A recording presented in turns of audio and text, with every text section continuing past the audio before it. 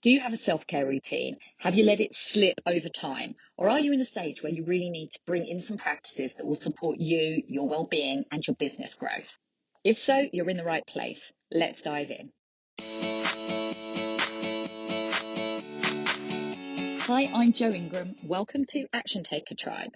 Today we're talking about self-care, and particularly the question I was asked recently, which was like, what do I do for my self-care? And how do I support my motivation and my energy levels so I can keep building my business at a pace I feel really excited about? It's interesting because as a heart-centered entrepreneur, we're all fascinated by self-care, and so we should be, because our vibration, our energy is so important when it comes to how we build our business. And anyone who's been in a dip, who has felt unmotivated and lacking in energy, knows that as an entrepreneur, as a solopreneur, that's going to affect your business. You're not going to call in the clients, you're not going to be able to put yourself out there and show up for your business. And ultimately, it's going to affect your income, it's going to affect your impact. So it's a great question. What do I do for my self-care? And it's interesting because when I worked in a corporate job, I got into a rhythm of doing a certain amount of self-care. And I found that I had the time to do that. I would take a lunch break and I'd go to a yoga class, or I started to really build it into my day because I was so stressed in the corporate environment and knew that I really had to do the self-care to support myself. When I transitioned into running my own business, I kept that up for a period of time, but I found that when I was about 6 months into my business, I had all but let the self-care drop by the wayside because my perception was that I was just too busy and I just wanted to do action, action, action all the time. I wanted to get to my desk as quickly as possible in the morning, work till late at night, wanted to do all the things.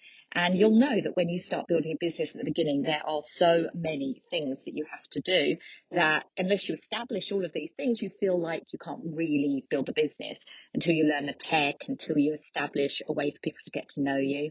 And I filled my days with hours of this and let the self-care fall by the wayside. That was until I fell into a dip and became a bit burned out and felt like, okay, I seem to have got this wrong. I need to get back to the self-care. I need to let inspiration flow through me. I need to stop pushing so hard.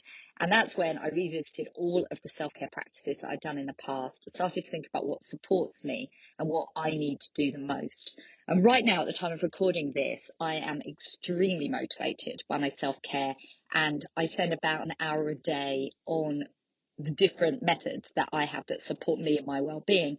I'm going to talk you through them because you may be interested in exactly what I do. But before I do that, I just wanted to let you know that if you feel any less than listening to what I'm doing right now, don't, because as I've just described, I go through phases in my life when I'm doing more and phases when I'm doing less.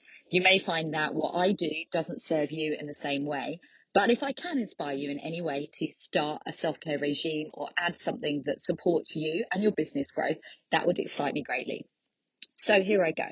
First of all, and this might come as a shock, I track what I do.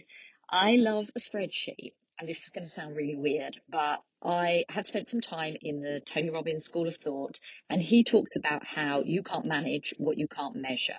Now, I come from a background in corporate where I was very, very into spreadsheets, so this is a very natural thing for me to do. But I thought to myself, now, what exactly am I doing? If I state an intention that I wish to exercise or I wish to meditate, how will I know whether I'm actually doing it or not unless I track it? So I created a simple little spreadsheet where I put all of the things that I intend to do in a week, and I actually each day tick off whether I've done them or not. So by the time a week's over, have I actually meditated 3 times? Have I actually written in my journal 5 times? Have I avoided meat the amount of times that I want to do so? For me, I've gone over all of the different aspects of my life that I have an intention for, that I have a vision for. And if it's important for me and I know how to evaluate it, I've popped it on this spreadsheet. So the things that I'm currently doing every morning, well, most mornings, particularly the days I take the kids to school, I drop them off at school and I head straight into the forest. I'm really fortunate. I live right next door to the most beautiful Epping Forest in London.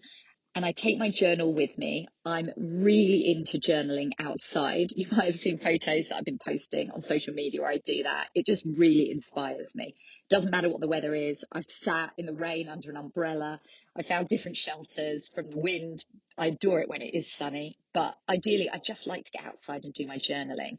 I was never a big journaler in the past, and I find writing page after page a bit disconcerting and off-putting. So I create really simple prompts for myself. I might ask myself, what is going right for me right now? And I just write a nice list of what I'm appreciating, what's good in the moment. I might ask, what is my intention for the day or this week? And write things that I really want to manifest, things that I really want to come into my life, the intention that I have. And that could be anything from, I want to be really patient and present with my children today, to I really want to call in a new client for my business. Whatever it is, I just go with my intuition and I allow myself to write perhaps only half a page, sometimes a couple of pages.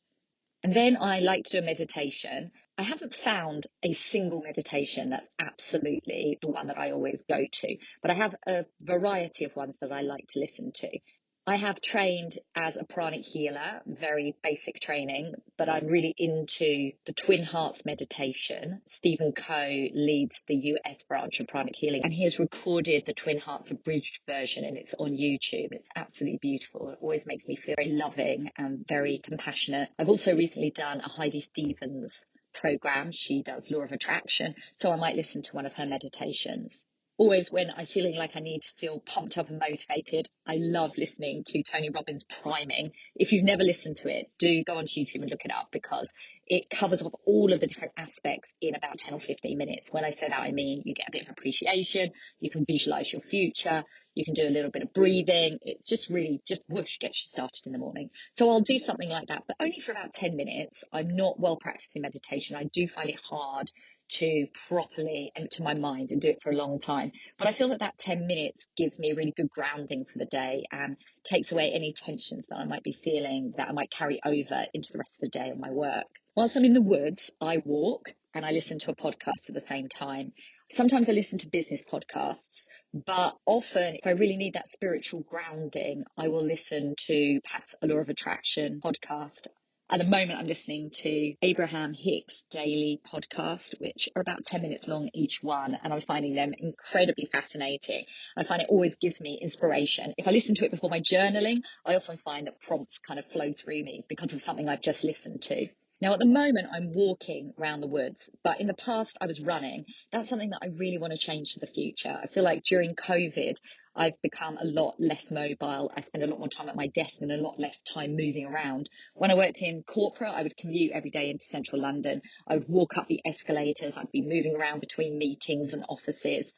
And now I'm not. Now I literally move from the bed to the desk, to the fridge, back to the desk, make a cup of tea, back to the desk. And apart from this moment where I go out in the woods, it could be very easy for me to not be mobile. So this morning ritual is my time to get mobile, get myself moving. And I know that I need to start running again. I used to really enjoy it, but I become less confident. So that's something that's on my tracker that I'm not really ticking off.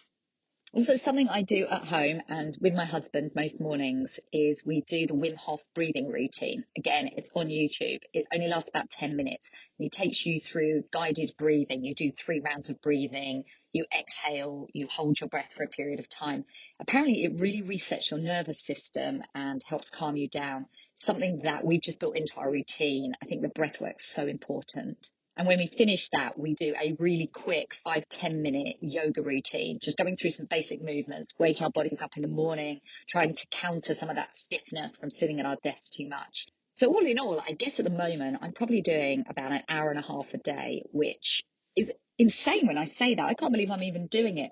But I keep reminding myself that the whole reason I want to work for myself, the whole reason that I'm doing this is so that I can create the lifestyle that I want. And my dream is to have a lifestyle where I walk in the woods. One day I want a dog. Hopefully my husband will be relaxing into that idea soon and a little puppy will be called into our lives. But I am living the dream. Every day I get up and I get to go to the woods and I get to meditate and I write in my journal and walk around and enjoy the wildlife and the solitude. I'm living part of my vision. And for that, I'm so appreciative. And I'm also finding that as I'm building more self-care in, the intuition is flowing through me more. So the pushing and the striving that I was feeling in my business is less of a feature. And now I'm just allowing and I'm letting myself be inspired, lean towards things that I'm enjoying, and simply trusting that my business is building, that it's going in the right direction, that what I'm sharing, putting out in the world is landing in the right people's laps. They're hearing me. I'm helping where I can. I'm serving. I'm giving value. And that's coming more and more as I'm leaning into looking after myself as priority too. Something I've really gotten into for last thing at night, this is so simple, but it's so incredibly effective, is that at night, as I go to sleep, as I turn into that comfortable position, the one that is your sleeping moment, that you know that you're going to go to sleep, I close my eyes and I just start remembering all of the things that happened today that went well, that were in my favour, that made me feel good. And I just run through them in my mind. Oh, there was that smile my daughter gave me. There was that moment where I was patient, where in the past I might have been frustrated. That great conversation I had with my client, where she felt so great when she came off the call, and so did I. That really nourishing meal I enjoyed that my husband made me. Remembering that I feel loved and appreciated. Remembering that I really enjoyed my walk this morning because the sun shined. I mean, we're not talking monumental things. We're talking simple everyday moments that are so easy to brush over and forget. And instead at night, I just love to run through them. Sometimes I only think of one and I'm already asleep. But my understanding is, as I'm listening to a lot more of this law of attraction stuff, that actually if you go to sleep thinking about great things and get on that high vibration, you actually have a much higher chance of waking up in the morning still feeling great and having a higher vibration. And who doesn't want to wake up on the right side of bed?